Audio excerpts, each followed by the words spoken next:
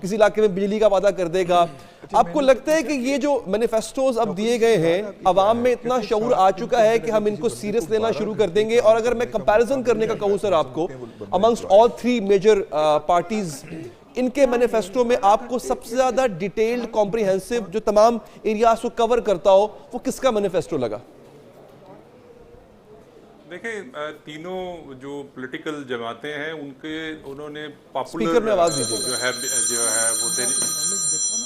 انہوں نے پاپولر جو ہے وہ منشور دینے کی کوشش کی ہے. جو کوئی پراپر روڈ میپ جو ہے وہ اس میں ہمیں نظر نہیں آتا.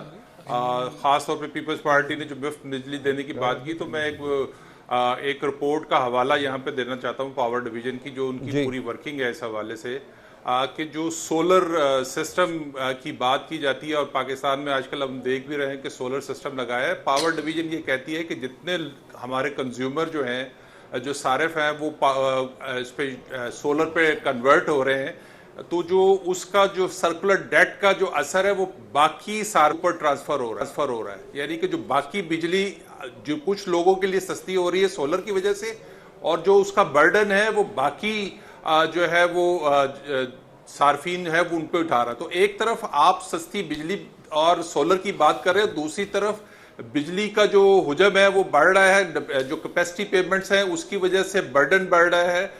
دوسرا جہاں تک نوکریوں کی بات ہے وسائل پیدا کرنے کے حوالے سے ابھی تک کسی نے کوئی بات نہیں کی, کسی نے کوئی روڈ میپ نہیں دیا.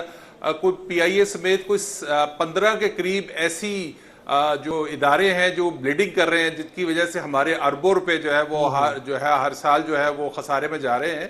تو اس طرح کا کوئی روڈ میپ جو گراؤنڈ ریالٹیز ہے آپ نے ویسے بڑی امپورٹنٹ بات کی مالک صاحب. انرجی سیکٹر ایک ایسا سیکٹر ہے جو کہ سب سے زیادہ ہمارے ڈیفیسٹ جو ہمارا کرنٹ اکاؤنٹ ڈیفیسٹ یا بجٹ ڈیفیسٹ موسٹلی جو ہمیں اس کا سامنا کرنا پڑتا ہے اس میں بہت بڑا چنک لے جاتا ہے.